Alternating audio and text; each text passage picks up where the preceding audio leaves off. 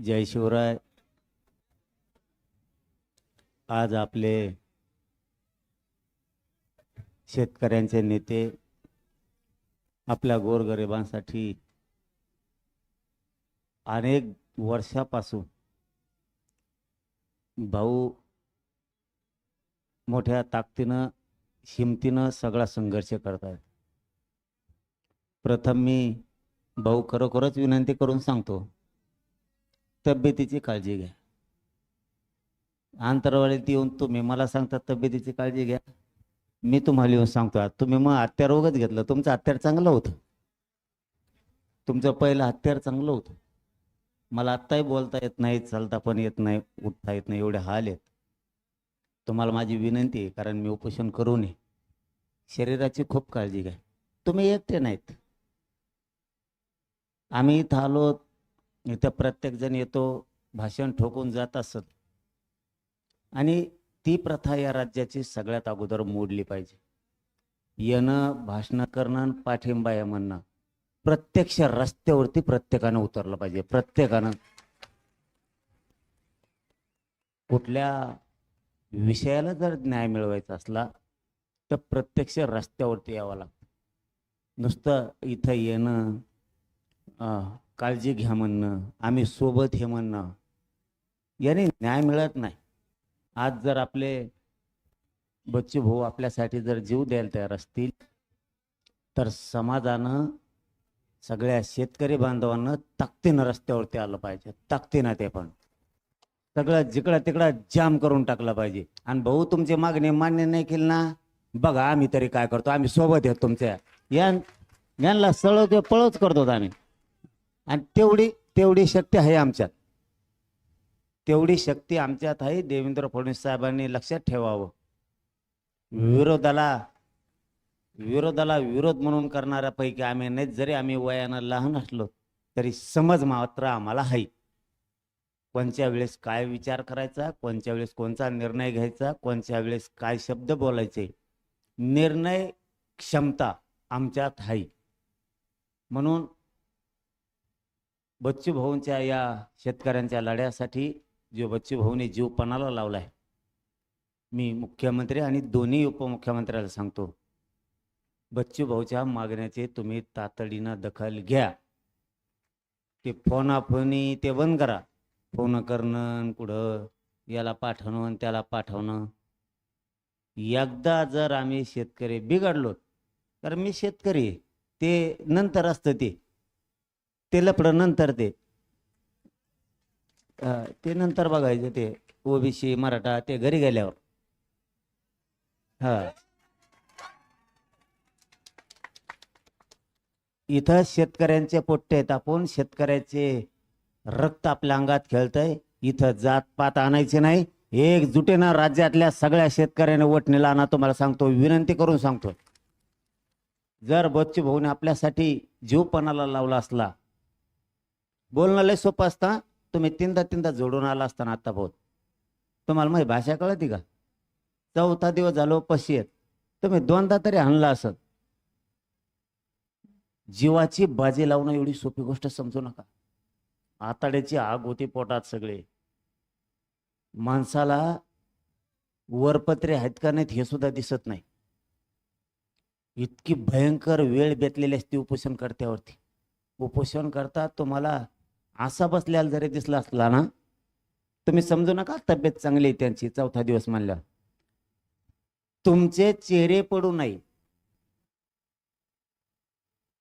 तुमच्या चेहऱ्यावरती नाराजी पसरू नये, तुम्हाला वाईट वाटू नये म्हणून उपोषण करता उठून बसलेला असतो. त्याच्यात ती क्षमताच राहिलेली नसती. आपण उठून बसावं, तुमच्याशी बोलावं, परंतु समाज बसलेल्यांना वाईट वाटू नये म्हणून नाविलाजानं तो घंटा दीड घंटा बसलेला राहतो. तुम्हाला एक छोटीशी चुणूक सांगतो, सावध काय राहायचं. आपला माणूस उपोषण करताना ज्या वेळेस आपल्या समोर असा दिसतो ना, तुम्हाला वाटतं तो चांगला आहे. पण ज्यावेळेस तो खाली पडतो ना, म्हणजे झोपते ते गादीवरती, त्यावेळेस समजायचं सगळ्या लोकांनी की आपल्या माणसाची तब्येत खराब व्हायला लागली. पण आपला माणूस आपल्याला सांगत नाहीये. तो का सांगत नाही? तुम्हाला न्याय मिळवून द्यायचा असतं म्हणून सांगत नाही, कारण मी ते करत आलोय. माझ्या लोकांना वाईट वाटू नये. आपण उपोषण करतोय आणि त्याची जाण जर त्यांना झाली तर ते बिथरून जातात. म्हणूनही आपलाच माणूस उपोषण करत असताना बच्चू भाऊ सुद्धा तुमची काळजी घेतात. पण मी सल्ला देऊन चाललोय तुम्हाला की ज्यावेळेस ते झोपतात ना त्यावेळेस शरीरात 100% त्रास सुरू झालेला असतो असं समजायचं. ते आराम करतात असं समजू नका, कारण त्या माणसाची एवढी घालमेल झालेली असते या शेतकऱ्याला न्याय मिळावा म्हणून. इतक्या वेदना झालेल्या असतात की त्या वेदना ते शब्दात सांगत नाहीयेत आणि त्या सांगायसाठी ते उपोषणाला बसलेले नसतात. त्यांच्या डोळ्यासमोर आणि ते एक ध्येय घेऊन असतात की या शेतकऱ्याला न्याय दिल्याशिवाय हटणार नाही, हे पण घेऊन ते इथं बसलेले असतात. मात्र राज्यातल्या सगळ्या शेतकरी बांधवांना सांगतो, आता झालायच ना उठाव, कोणी करू द्या. ते तुमच्याकडे आहे का नाही मला माहित नाही, पण ते लफडे बंद करा पहिले. ह्यो आमचा नाही बसला आणि त्यो आमचा बसायला पाहिजे होता. बच्चू भाऊने आता जीव टेकवायचं ठरवलंय ना, न्याय कोणाला मिळणार आहे? राज्यातल्या शेतकऱ्याला. मग शेतकरी संघटनेचा आहे का, तो शेतकरी संघटनेचा आहे का, भाजपचा आहे का, काँग्रेसचा आहे का, शिवसेनेचा आहे का, बेसरामाचा आहे का? माणूस जर आपल्यासाठी बसायला तयार झालाय तर राज्याने क्षणात उठाव केला पाहिजे, कुठलाच विचार नाही करत. आता उलट शेतकऱ्यांना संधी आहे. शेतकऱ्यांना सांगतोय मी, या राज्यातल्या शेतकऱ्यांना संधी आहे. कर्जमाफी याचं आश्वासन शेतकऱ्यांनी दिलंय आणि बच्चू भाऊनी जीव पणाला लावायचा ठरवलाय. राज्यातले जे जे शेतकरी आता ऐकत असतील त्यांना हात जोडून सांगतो, तुमच्या न्यायासाठी ते बसलेत ना, त्यांनी राज्यात उठाव करा असं म्हणायची बच्चू भाऊंवरती वेळच नाही यायला पाहिजे. त्यांनी सांगायचं उठाव करा, सगळं राज्य एका जागेवर आणि मग आपण यायचं. ही भूमिका सुद्धा आपली शेतकरी पद्धती पाहिजे. शेतकऱ्याला स्वतःच हित जर कळत असलं ना तर तुमच्या हितासाठी बच्चू भाऊ बसले. माझा जाहीरपणा नाव आहे, भाऊने दिलेला अल्टिमेटम जर सरकारनं त्याच्या आत दखल घेऊन सगळ्या मागण्याची जर अंमलबजावणी नाही केली तर सगळ्या शेतकऱ्यांनी राज्यातल्या कानाकोपऱ्यातल्या रस्त्यावरती येऊन सगळे रस्ते बंद करून टाका, जाम करून टाका सगळं राज्य. आणि भाऊ आम्ही सोबत येत. आणि ज्यावेळेस मनोज जरांगे म्हणतो ना, आपण लय येडपटे बरं का, मग आपण मग कचाकच घोड्याला येत असतो नाही ऐकलं. आणि तुमचं तेच रूप चांगलं आहे राव, तुम्हाला बरोबर वाटतं घे रूप. भाऊचं तेच रूप लय, थोबाडात हाणीन, बुटाड हाणीन आणि मग ते माईकच फेकून हाणीन, ते रूप लोकांना आवडतंय. मी होतो ना एकटा एकदा उपोषणाला बसायला, तुमची तब्येत खराब झाली, मय झाली आणि समाजासाठी करणारे जर वाकडे तिकडे होऊन पडले तर मग काय करायचं? एक जण असं आड मोठं पाहिजे आमच्यात. तुम्ही आम्ही तुम्हाला मानतो की माणूस खामक्या आहे, जे हातात येईन ते टोला असतो. आणि मला जरा ताकद कमी त्याच्यामुळे हानीत नाही, मी घोड्या लावतो. त्यामुळे तुमचं रूप ते चांगलं आहे, पण जाऊ द्या. जर आपला माणूस आता आपल्यासाठी शेतकऱ्याला न्याय मिळावा म्हणून, शेतमजुराला न्याय मिळावा म्हणून, अपंगाला न्याय मिळावा म्हणून जर जीवाची बाजी लावणार असलात ना तर भाऊच्या दिलेल्या अल्टिमेटमच्या आज सरकारनं जर मागण्या मंजूर नाही केल्या तर राज्य मात्र सगळ्या शेतकऱ्यांनी जाम करायचंय. कुणी पक्षांपेक्षा संघटनामध्ये आणायचं नाही. बच्चू भाऊसाठी एक दिवस असं ठरवायचं, बच्चू भाऊसाठी एक दिवस, आणि राज्यातले सगळे रस्ते जाम करून टाकायचे ठरवून. आता आलेल्यांनी काय काय ठरलं मला माहित नाही, माझ्या आधीच येऊन गेले, माझ्या कचाट्या ते सापडायला पाहिजे होते. लगेच बैठक घेतली असते, म्हणलं असतं कोणत्या दिवशी राज्य बंद करायचं आत्ता सांगा. उगा भाषण ठोकायचं निघून जायचं, काम धामायचं मचाळा. पण ते आता मला वाटलं बरोबर मी बी 4ला जातोय, ते बी 4लाच गठ्ठे सगळे. आणि राज्यातल्या सगळ्या शेतकऱ्यांना माझं, शेतकरीच्या जेवढ्या संघटना आहेत मला माहित नाहीत, कारण मी अपरावाद 2 वर्षापासून नवीन आहे म्हणून माहित नाही. त्यांना हात जोडून विनंती आहे, आता खरंच वेळ आली एक व्हायची, शेतकऱ्याला न्याय द्यायची. सगळेजण बच्चू भाऊच्या पाठीमागो उभा, सगळ्या शेतकरी संघटनेचे अध्यक्ष तुम्ही एक मोठी बैठक घ्या, सगळी प्रेस घ्या, शेतकरी संघटनेचे जे उभे आयुष्यभर शेतकऱ्यांसाठी लढतात आणि त्यांनी एक डेडलाईन द्या आम्हाला, या दिवशी पूर्ण राज्य बंद. ही मात्र एवढी जबाबदारी सगळ्या शेतकरी संघटनेच्या अध्यक्षांनी उचलावी. त्यांनी एक बैठक घ्यायची, इथं घ्या, बच्चे भाऊ समोर घ्या, का कुठं घ्या, तुमचा जो निर्णय असेल तो, तुम्ही दिलेला निर्णय आम्हाला मान्य. त्यांनी आम्हाला सांगा ह्या दिवशी बंद. जर पुरं राज्य बंद नाही केलं ना तर बच्चे भाऊ तुम्हाला तोंड बी दाखवणार नाहीत, आम्ही पुरं राज्य जाम करून टाकू. माया बी तोंडातलं आलंय, लय बोलत नाही मी, पण जेवढं बोललं तेवढं पाळीन. मला बोलायला त्रास होतोय, पण आता भाऊवर माझा लय जीव आहे, कारण भाऊचा मायावर तेवढाच. भाऊ बी अंतरवाले सारखे येडे घालायचे, पण भाऊने माझ्यासारखी भूमिका घेतली असं मला वाटतंय, म्हणून मी धावत पळत आलो. अंतयात्रा शब्द वापरला त्यांनी, अंतयात्रा. दातडं काढू नका, लहान विषय नाही येऊ. अंतयात्रा शब्द लहान विषय नाही. स्वतःच्या कुटुंबाला उघड्यावर सोडायचं ठरवलं या माणसानं. अंतयात्रा शब्द साधा नसतो. जो स्वतःच्या बायकोच्या कंपाळाचं कुंकू पसायला भेट नाही ना, अशा शेतकरी नेत्याच्या पाठीमागं राज्यातल्या सगळ्या शेतकऱ्यांनी राजकारण सोडून उभं राहिलं पाहिजे. म्हणून मी तिथून इथपर्यंत पळत आलोय. आता माणसाच्या तोंडातून शब्द गेलाय, मात्र या शब्दाचा चीज करायची जबाबदारी शेतकऱ्यांची सुद्धा आहे.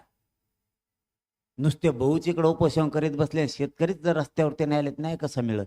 त्यांचा काय दोष आहे? तुम्ही आलात तर विजय मिळतो, तुम्ही नाही आलात तर ते काय करणार? ते त्यांचं रक्त, त्यांची शक्ती, त्यांचा वेळ पूर्ण द्यायला तयार आहेत शेतकऱ्यांसाठी, पूर्ण वेळ द्यायला तयार आहेत. मग तुम्ही राज्यातल्या शेतकऱ्याने जर ठरवलं, इथं दुसरा कोणी नाहीच ना, शेतकऱ्याशिवाय महाराष्ट्रात हाही कोण? जागतीत जाऊ दे, ते खड्ड्यात जाऊ दे, ते थोडं बाजू सोडा.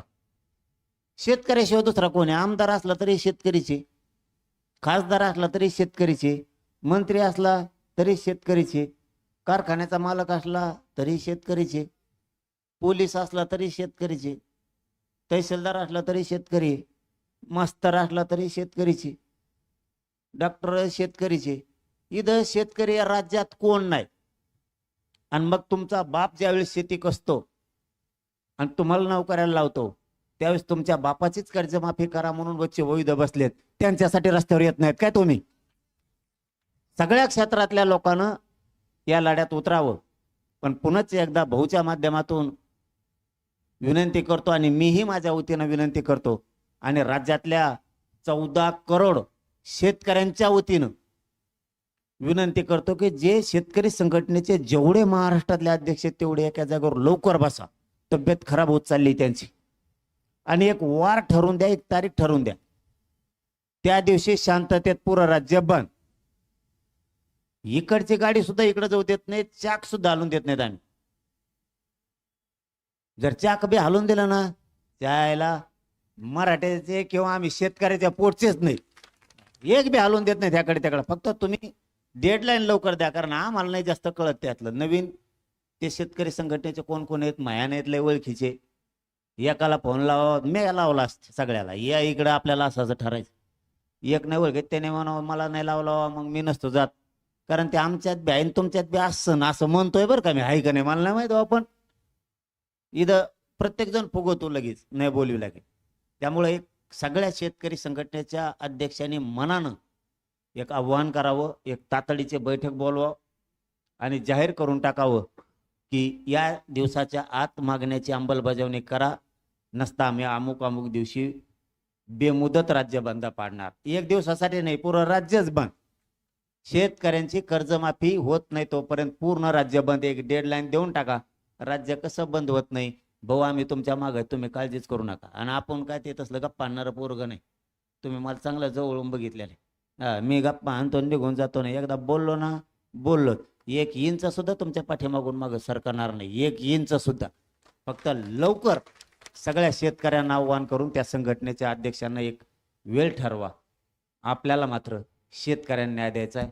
मी कायम सोबत हे शेतकऱ्याचं पोरग म्हणून कायम फक्त आम्हाला सांगावं लागतं. आम्हाला मनानं निर्णय का घेता येत नाही? तुम्हाला विचारल्याशिवाय कुठला निर्णय घेणं सुद्धा योग्य नाही. मी माझ्या आंदोलनाच्या वेळेस समाज निर्णय घेऊन टाकतो. शिव प्रश्न शेतकऱ्याचा, इथं समाजा फेमाजाचा काही संबंध नाही कोणच्याच. इथं कोणत्या जातीचा असला तरी तो शेतकरी तो आपला बाप आहे आणि बाप जगला पाहिजे. सगळ्यात जास्त आत्महत्या विदर्भात ह्यात, त्याच्यानंतर मराठवाड्यात नंबर लागतो आणि आपल्या दोघांचे सगळ्यात जास्त आले विदर्भ आणि मराठवाडा सगळ्यात जास्त.